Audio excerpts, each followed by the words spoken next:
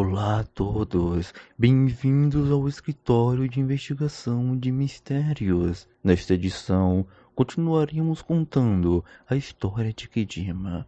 Agora, vamos começar a história de hoje, 4 de setembro de 2009, apenas um mês após a morte de Yoshiyuki. Kedima conheceu Yabe, de 43 anos, usando uma nova identidade. O senhor Yabe herdou uma grande fortuna do pai e vivia aproveitando luxos e lazeres, usando o dinheiro que ganhava investindo. Ele era muito introvertido. Não costumava interagir com outras mulheres. A família dele era rica e sem hobbies exagerados. A única forma de entretenimento dele era a pesca. Na frente de Yabe, Kedima se disfarçou como um estudante que havia abandonado a faculdade e voltava dos Estados Unidos para Tóquio, na esperança de encontrar um homem que tivesse uma casa e pudesse casar.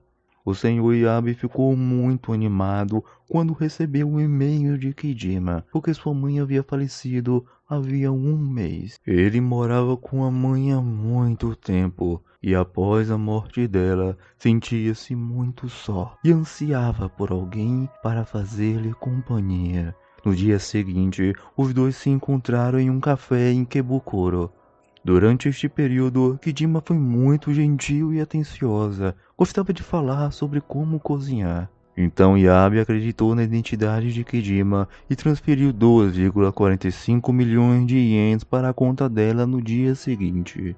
3 dias depois, Kedima mudou do apartamento dela para a casa de Yabe. Ela fazia uma variedade de pratos bem elaborados a cada dia, tentando criar a imagem de uma boa esposa. Cuidava das tarefas domésticas, deixava tudo organizado. Yabe recuperou rapidamente a morte da mãe e se tornou muito dependente de Kedima. Yabe tinha uma irmã. Certo dia, essa irmã visitou a casa. Yabe não tinha dito à sua irmã que já tinha uma namorada, mas ela percebeu que tudo na casa estava muito limpo e arrumado, completamente diferente da aparência desleixada anteriormente. Sua irmã logo sentiu que alguma mulher deveria estar morando ali, então perguntou ao irmão: "Você já tem namorada?" Yabe respondeu muito animado para a irmã sobre sua história com Kedima e expressou a intenção de se casar com ela. Por meio da descrição de Yabe sobre Kedima, sua irmã achou algo estranho e disse imediatamente que essa mulher estava atrás do dinheiro dele. Yabe ficou muito zangado e defendeu Kedima. Assim, brigou com a irmã e a expulsou. Sabendo disso, Kedima ficou com medo de ser vista por aquela irmã. Então ela ficou com raiva e culpou Yabe por ter informado sobre o namoro sem o consentimento dela. Yabe passou a acreditar que a sua irmã havia deixado Kedima com raiva. Então ele foi para a casa da irmã naquela noite e pediu que ela se desculpasse com Kedima. Insistiu até quebrar a porta da casa dela. A irmã mais velha viu que seu irmão mais novo estava profundamente envolvido e fora de controle. Então ela imediatamente relatou o assunto para a polícia. Disse que seu irmão mais novo provavelmente estava sendo enganado pela nova namorada. Neste momento, Yabe já tinha oferecido todos os seus 2 milhões para Kedima. Na verdade, nessa época a polícia já coletava muitas evidências sobre Kedima. 25 de setembro de 2009. A polícia prendeu Kedima na casa de Yabe por suspeita de fraude. Yabe, sempre fraco, gritou com a polícia e insistia que Kedima era inocente. A polícia mostrou para Yabe as evidências coletadas. Diante dos fatos irrefutáveis, Yabe caiu em lágrimas e quase perdeu os sentidos. 2 dias depois, a polícia descobriu que havia 7 fios do sistema de alarme de incêndio na casa de Yabe, todos cortados. E Kedima tinha comprado 2 fogões a carvão e uma caixa de carvão pela internet. Se a polícia não tivesse prendido Kijima a tempo, talvez Yabe já estivesse morto. A promotoria entrou com 3 acusações de assassinato contra Kijima Kenai. A maior evidência era o assassinato de Yoshiyuki Yoida. Diante dos fatos, como os vídeos de vigilância, por exemplo, Kijima ficou sem saber o que dizer, e não proferia uma palavra quando o promotor realizava perguntas. Até a testemunha Suzuki, o namoradinho que Kijima sustentava, apareceu. O rosto de Kijima mudou após vê-lo. Ela olhava para Suzuki com grande expectativa. Durante o testemunho de Suzuki, o olhar de Kijima permanecia nele. Os promotores mostraram evidências de que Kijima usou seu pseudônimo Yoshikawa Sakura durante 10 anos. Suzuki confirmou as mentiras de Kijima. Durante o tempo em que ficou no tribunal, Suzuki demonstrava estar muito abatido. Talvez por ter sido enganado por 10 anos, sentia-se mal. Ou talvez porque ele não pudesse aceitar totalmente aqueles fatos. Dessa forma, preferia não olhar Kijima. No total, 83 sessões foram realizadas no tribunal, antes e depois do julgamento de Kinai Kijima, envolvendo 63 testemunhas, quase 500 jurados. Kinai Kijima negou as acusações de assassinato contra Terada, Kenzo Ando e Yoshiyuki Oida, bem como outras acusações de fraude.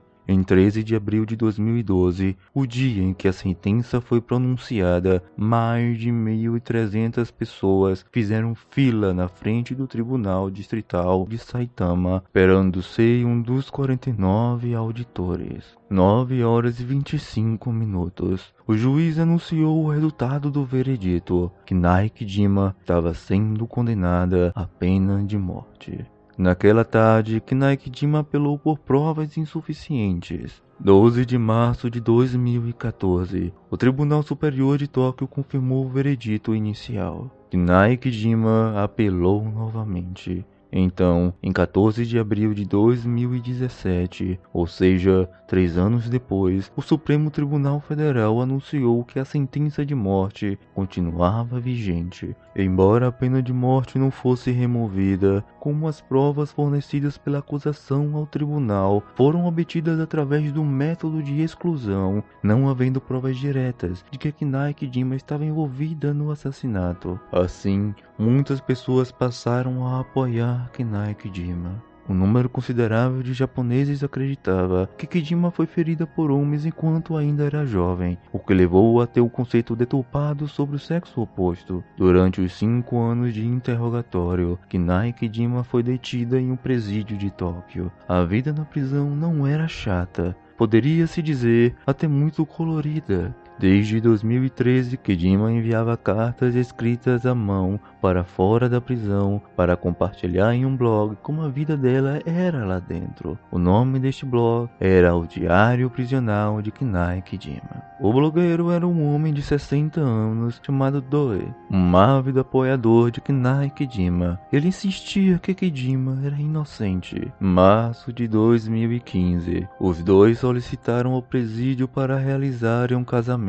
Sobre o motivo do casamento com Kijima, Doi respondeu que muitas pessoas viam apenas a aparência de Kinai Kijima, mas não entendiam o seu coração. Ela era uma pessoa amável e calorosa, a parceira de casamento dos sonhos dele. Doi, de 60 anos, perdeu a esposa há 15 anos. Tinha um filho e uma filha, ambos com a idade de Kinai Kijima. Doi visitava Kijima na prisão todas as semanas, embora ele só pudesse ter breves conversas através do vidro na sala de visitas. A relação entre Doi e Kijima parecia muito boa. Kijima também escreveu em seu blog que depois de casar, sentia que havia mudado. Não só agora tinha um marido, mas também tinha filhos. Não imaginava que casar poderia fazer alguém sentir tanta felicidade e paz de espírito. Caso soubesse disso antes, teria casado mais cedo. Setembro de 2015. 6 meses depois dos dois terem casado, Doi bebeu antes de dirigir. Houve um grave acidente de carro que paralisou a parte inferior de seu corpo.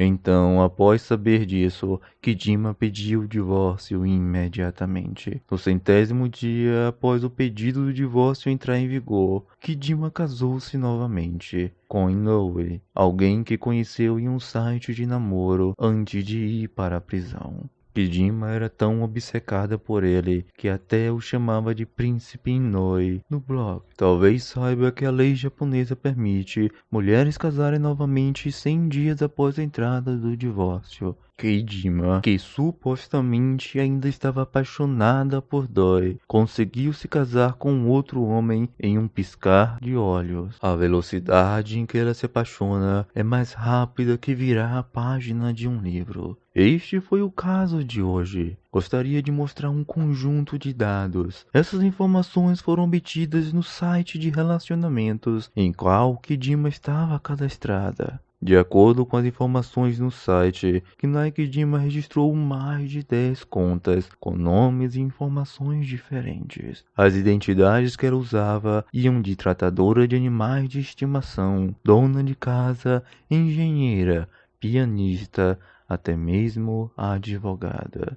Mais de 10 dias após registrar uma conta, Kidima recebeu um total de 1.845 e-mails de saudações. Ela respondeu a 1.021 deles. Em outras palavras, ela transformava sua identidade e respondia mais de 100 e-mails todos os dias.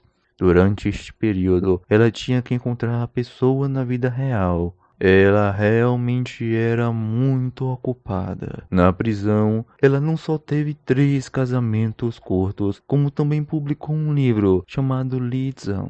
Este romance contava a história de uma estudante do interior, de aparência comum, que chegou a Tóquio e foi perseguida por vários homens ricos e bonitos. Até mesmo colegas de faculdade cometiam suicídio por ela. Um livro retratando uma vida muito fantasiosa. Mas na realidade, Kinai Kidima realmente conseguiu fazer com que incontáveis homens dessem tudo por ela. Homens de 30 a 80 anos queriam se casar com ela e gastar todo o dinheiro sem reclamar. Muitas pessoas que viram as fotos de Kinai Kidima disseram que era muito difícil conectá-la a uma mulher dos sonhos para qualquer homem. Então, como Kinai Kidima conseguia? Deixe-me dar uma breve análise. O primeiro ponto, ela gerenciava com diligência diferentes identidades. De acordo com os dados médicos na época da prisão, a altura de Kinai Kidima era 1,55 m,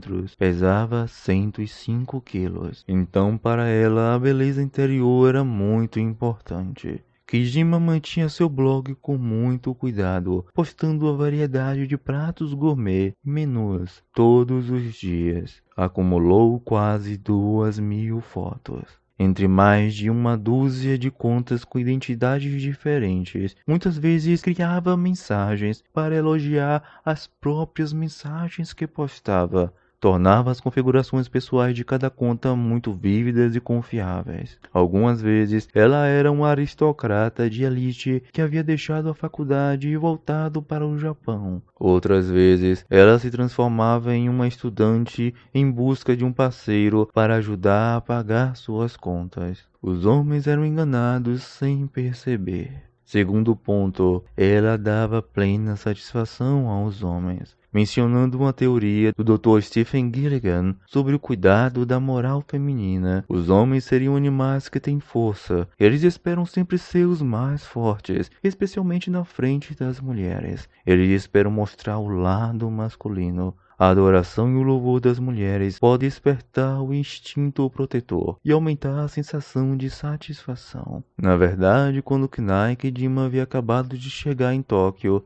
e ainda se vendia para viver, ela recebeu um homem de 50 anos, que não podia ter um relacionamento físico normal com mulheres. Esse homem também foi uma das testemunhas do julgamento. De acordo com a descrição, um homem como ele tendia a ser desprezado. Muitas garotas o vendo assim, cobrariam dinheiro e assim que terminassem iriam embora. Mas Kidima Kinai deitou-se ao lado dele e parou para conversar e consolar. Você está ótimo. Essas coisas precisam ser feitas aos poucos. Da próxima vez será melhor. Depois, este homem tornou-se um cliente frequente de Kijima.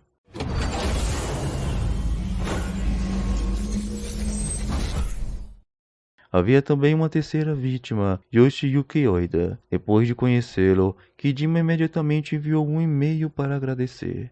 O conteúdo era o seguinte: Senhor Oida, obrigado por me encontrar hoje. Lamento que minha aparência não seja a que você imaginava. Na verdade, eu nunca tive confiança em mim.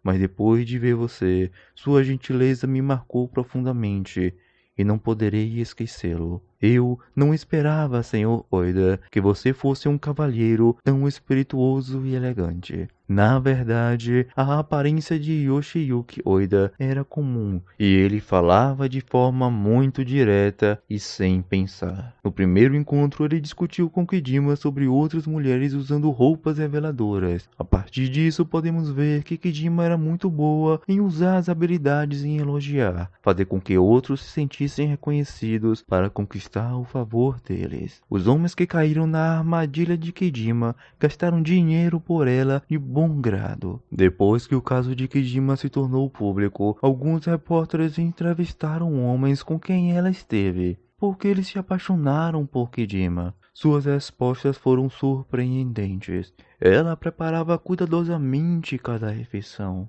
me amava como uma mãe, aceitava como eu era. Em resumo, podemos ver que Kijima realmente usava o apego desses homens por suas mães e depois gerenciava o que poderia satisfazer essa necessidade. Em seguida, elogiava para que pudessem ficar totalmente satisfeitos com ela para alcançar seu próprio objetivo final, ganhar dinheiro e matar. Enfim, também quero dizer que há uma grande diferença entre assassinos em série do sexo feminino e do sexo masculino.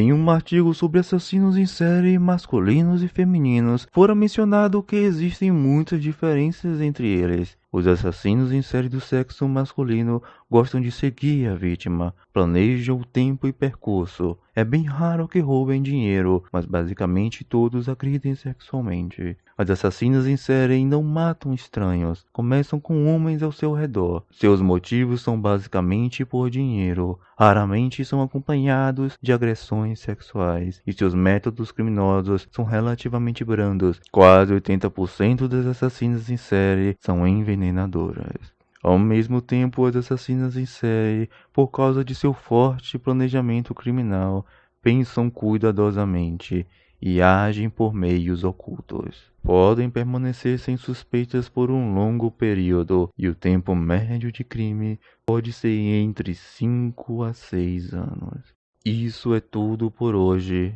Até a próxima.